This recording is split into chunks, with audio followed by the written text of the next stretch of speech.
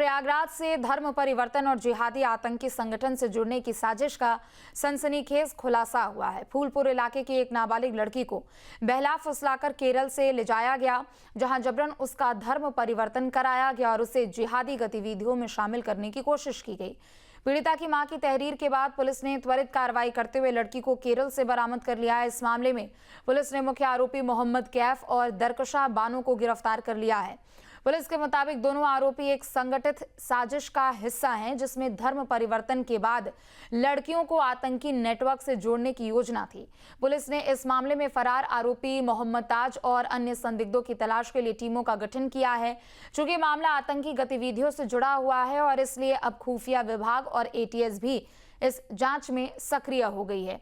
तो ये बड़ी खबर आपको बता दें, जहां प्रयागराज से केरला फाइल्स की ये तस्वीरें देखने को मिल रही है। और ऐसा इसलिए दरअसल कहा जा रहा है क्योंकि यहाँ पर एक सुसंगठित यहाँ पर एक योजना बनाई गई है और उस योजना के जरिए लड़कियों को बहलाया फुसलाया जा रहा है और उनका धर्म परिवर्तन कर जिहादी गतिविधियों में उनको धकेलने का काम किया जा रहा है। और प्रयागराज के फूलपुर से यह मामला सामने आया है, जहां पर एक बच्ची को दरअसल पहले तो निशाना बनाया गया, उसको अगवा किया गया केरल में, उसके बाद धर्म परिवर्तन और उसके बाद आतंकी गतिविधियों में शामिल कराने का काम किया जा रहा था। लेकिन इस पूरे मामले को लेकर जांच पड़ताल की जा रही है।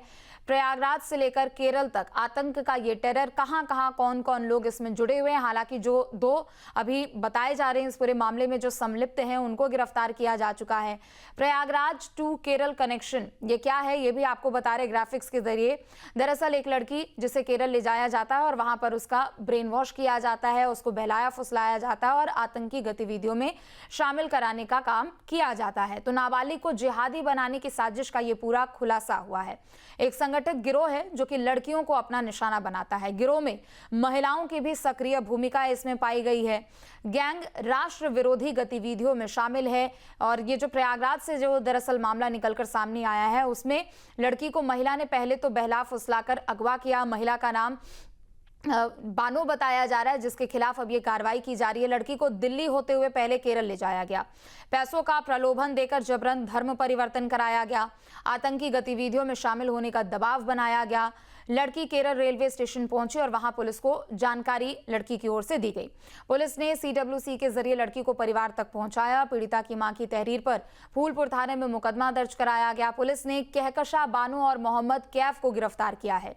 दरअसल एक संगठित गिरोह है जो लड़कियों को अपना निशाना बनाता है और इस गिरोह में महिलाओं की भी भूमिका सक्रिय पाई गई है। गैंग राष्ट्र विरोधी गतिविधियों में लिप्त है और कई राज्यों की लड़कियां इनके निशाने पर है। मामले की जांच पड़ताल के लिए 3 टीमों का गठन किया जा चुका है। इंटेलिजेंस एजेंसियां भी जांच में सक्रिय है, क्योंकि राष्ट्र विरोधी गतिविधियां हैं, आतंक से जुड़ी हुई गतिविधियां हैं। तो ऐसे में एंटी टेरर फोर्सेस भी इस पूरे मामले में सक्रिय हो चुकी है।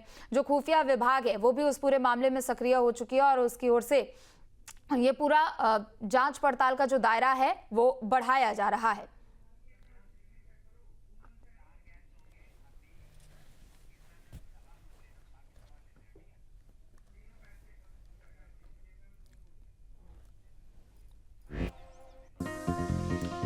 तो प्रयागराज से लेकर केरल तक का ये जो पूरा कनेक्शन है वो निकलकर सामने आया है। इस पर चर्चा करेंगे। कुछ खास मेहमान हमारे साथ जुड़ चुके हैं। बीजेपी प्रवक्ता आनंद दुबे हैं, एसपी प्रवक्ता कपिल श्रीवास्तव हैं, तो वहीं मां यति चेतनानंद हिंदू धर्म गुरु हैं, वो भी हमारे साथ जुड़ेंगी। फाजिल अहमद मुस्लिम धर्म गुरु हैं, वो भी हमारे साथ जुड़ चुके हैं। आप चारों का बहुत स्वागत है न्यूज स्टेट पर। सबसे पहले आनंद दुबे जी, आपसे मेरा सवाल रहेगा, प्रयागराज से लेकर केरल तक का ये जो कनेक्शन निकलकर सामने आया है उसे कैसे आप देखते हैं? क्या आप कहेंगे, क्योंकि एक छोटा मोटा कोई काम नहीं है, एक बड़े नेटवर्क का खुलासा हुआ है और अभी तो सिर्फ एक बच्ची की ही ओर से शिकायत दर्ज कराई गई है, ना जाने अभी और कितनी होंगी। देखिए प्रीति,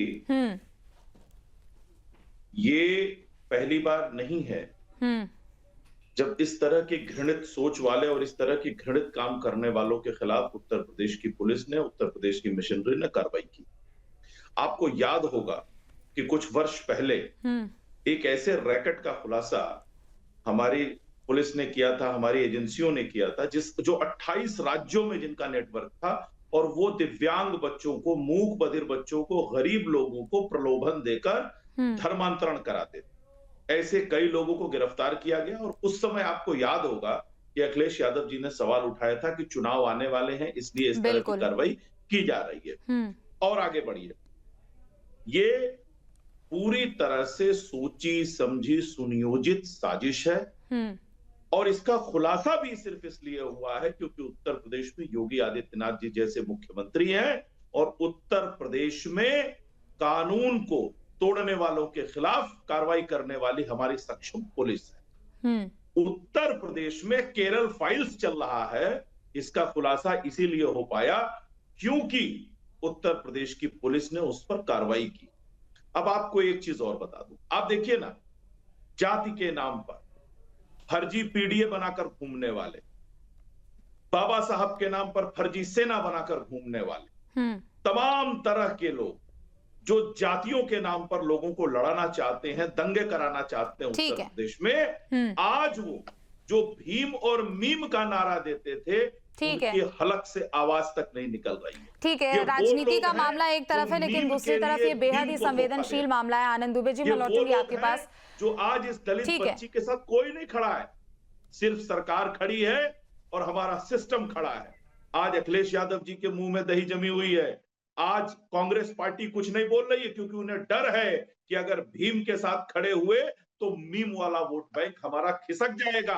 इसीलिए मैं कहता हूं इनसे सावधान रहने की जरूरत है क्योंकि ये जो फर्जी पीडीए वाले हैं, फर्जी सेना वाले हैं, जो फर्जी रेजिमेंट बनाकर घूम रहे हैं और जो फर्जी मोहब्बत की दुकान चला रहे हैं, ये वो सब लोग हैं जो सिर्फ ठीक है, मैं लौटूंगी आपके पास। कपिल श्रीवास्तव जी, आपका रुख करते हुए, ये जो प्रयागराज से मामला निकलकर सामने आया है, पहले तो आप इस मामले को कैसे देखते हैं, आपकी प्रतिक्रिया इस पर क्या है?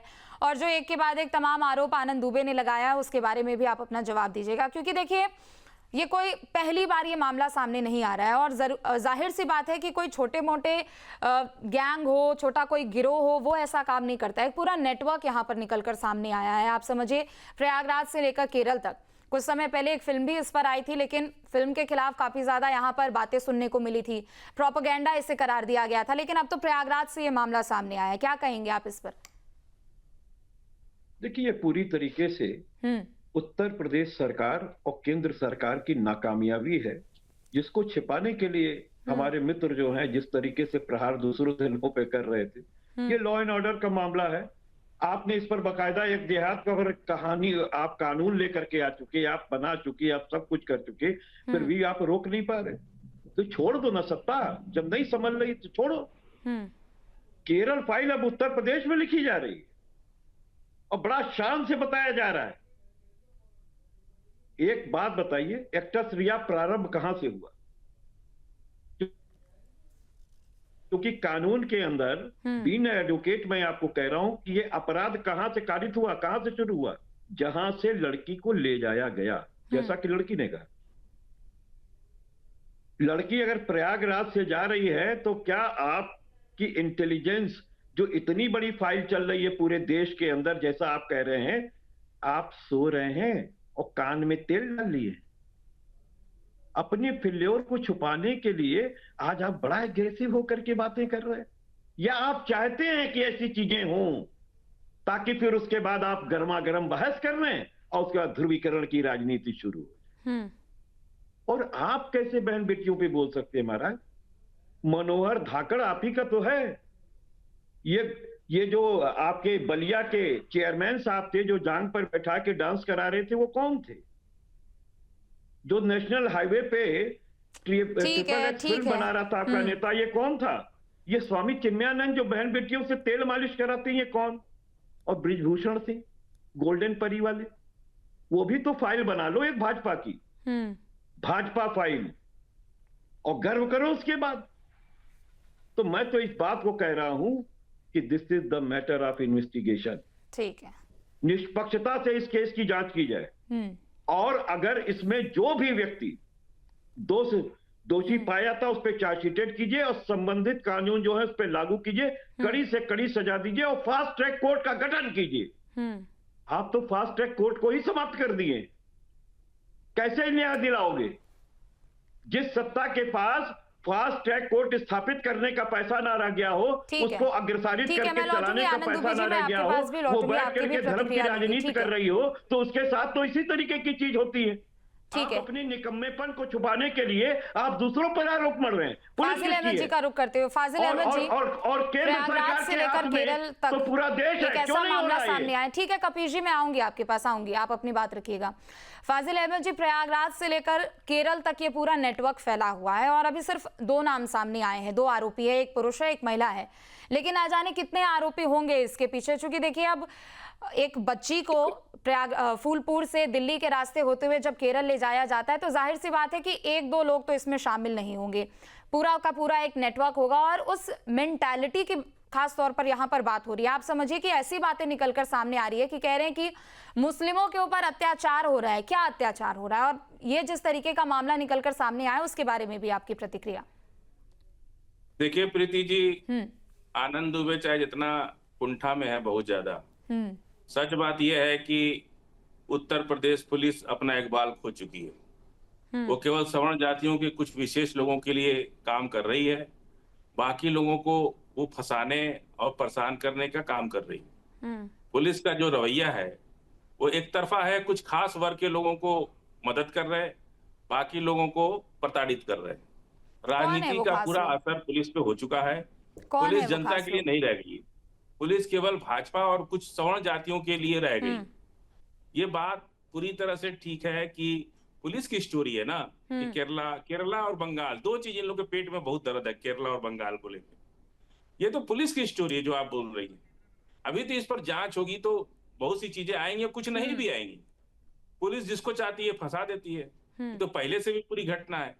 ये जितनी बातें आप बोल रही हैं ये तो पुलिस की स्टोरी है, सच्चाई से कुछ अलग है। रासवाल चंद्रशेखर रावण की आप बात कर रहे हैं, सच्चाई से कैसे अलग है और ये पुलिस की भी स्टोरी कैसे है?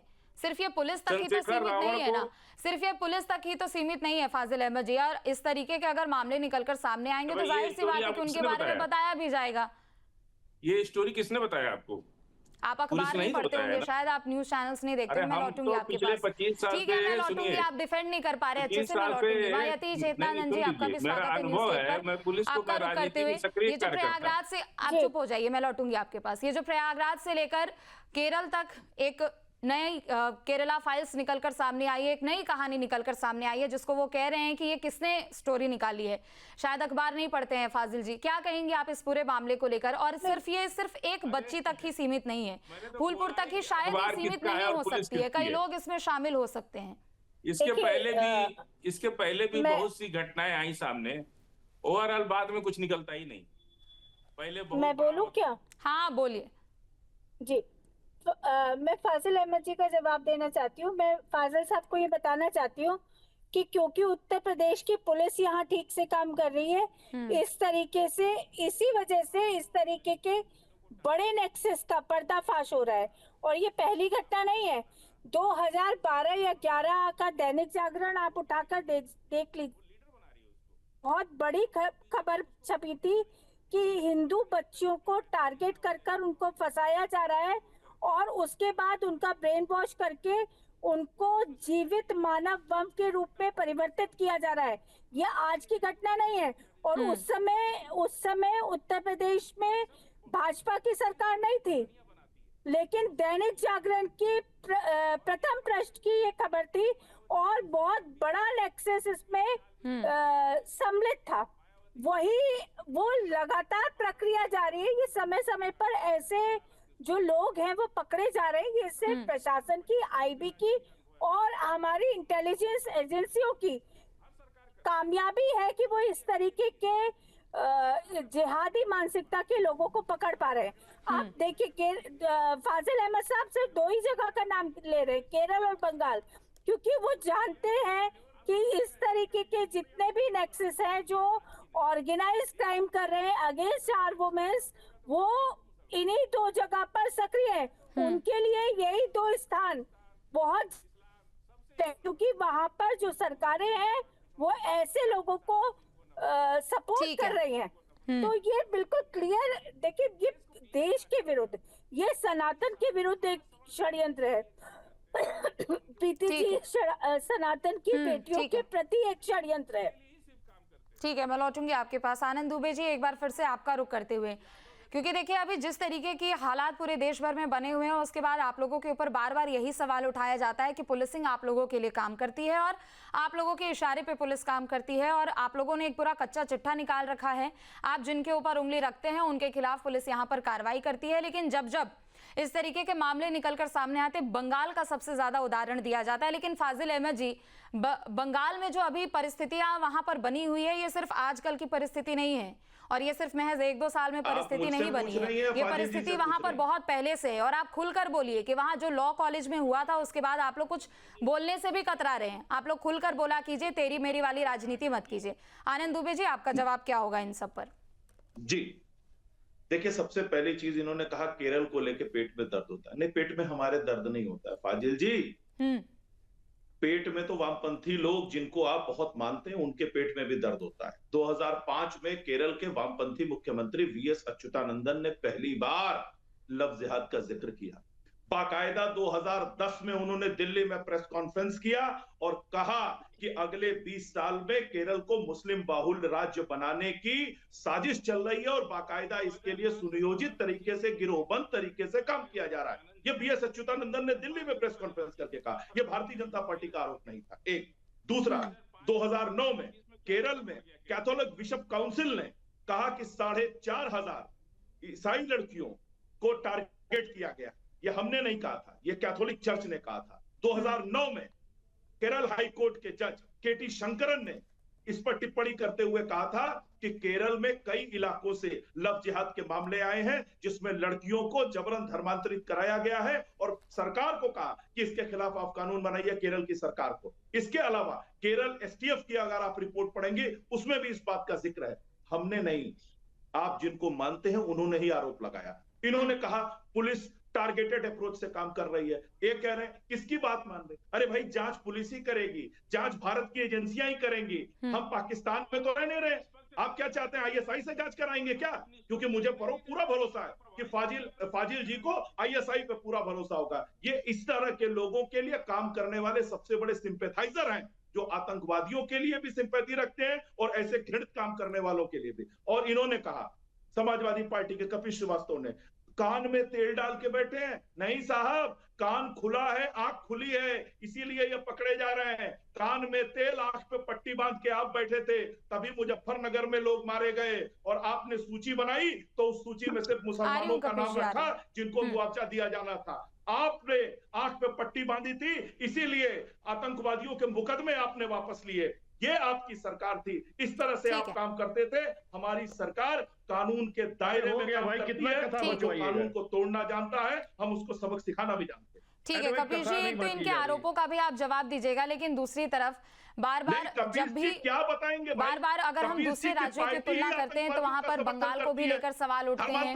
जैसी परिस्थितियां जिस राज्य में चल रही होती है और जो मामले वहां से निकलकर सामने आते हैं। ठीक है आनंद दुबे जी, मैंने सुन लिया आपने क्या कुछ कहा, उनको लेकर सवाल उठाया जाता है। लेकिन विपक्ष में है चूंकि आप लोग, और आपका काम भी है सवाल उठाना। हर सरकार की अपनी प्राथमिकताएं भी होती है, अपनी सफलता भी होती है और कुछ असफलता भी होती है। लेकिन आप कहीं का किया कहीं और पे थोप के तो ये नहीं कर सकते, नजरअंदाज तो नहीं कर सकते हैं। और बंगाल में जो परिस्थिति है और आप विपक्ष में है तो सवाल आपसे उस पर भी पूछा जाएगा। लेकिन दूसरी तरफ जो आरोप आनंद दुबे जी की ओर से लगाया गया उस पर भी जवाब। देखिए, आनंद दुबे जी विचलित हो गए क्योंकि हमने इनकी पोल खोल दी। अभी आपकी रिपोर्ट थी और इन्होंने आपकी रिपोर्ट तक नहीं देखी है। आपकी रिपोर्ट में कहा गया कि वो वहां से बचा करके अपने आप को किसी तरह से भाग आई और जब उसने ये सूचना दी है तब कार्रवाई हो रही है। कहां है पुलिस, कहां है इंटेलिजेंस, कहां है आपका? लोकल इंटेलिजेंस से लेकर के केंद्रीय इंटेलिजेंस तक आपका फेल है। और आप बता रहे हैं कि इतना लंबा रैकेट चल रहा था और आप साहब सो रहे थे। एक बेटी हमारी यहां से चली गई, आपको पता तक नहीं है। गुमशुदगी की तो रिपोर्ट रही होगी, कहां है बताओ, पुलिस जीडी दिखाओ। तो ये फालतू चीजें नहीं, तथ्यात्मक बातों पे बात कीजिए। अगर वाकई धर्मांतरण जबरन हो रहा है या लालच दे करके हो रहा है तो धिक्कार है ऐसी सरकार पे जो इस तरीके के धर्मांतरण को रोक नहीं पा रही है। इस्तीफा दीजिए। आपके सामने इतनी बड़ी कहानी चल रही है और आप खाली घूम घूम करके केरल और पश्चिम बंगाल पे जा रहे हैं। अगर इतना वहां का लॉ एंड ऑर्डर जो है वो ठीक नहीं है तो लगा दो ना, राष्ट्रपति शासन लगाने में तो आप माहिर हो, प्रूफ करो, लगाओ। वो भी आप नहीं करने वाले, क्योंकि आपको तो ध्रुवीकरण के लिए कोई बात चाहिए। मणिपुर का कभी जिक्र नहीं करोगे, जहां 1.5 साल 2 साल से लगातार जल रही है, और कारगिल के शहीद की, कारगिल के मैं जवाब दूंगा। उसमें शहीद की पत्नी को आप नंगा घुमवा रहे हैं, और ठीक आपका है, मुख्यमंत्री ठीक है। चुपचाप बैठा हुआ है।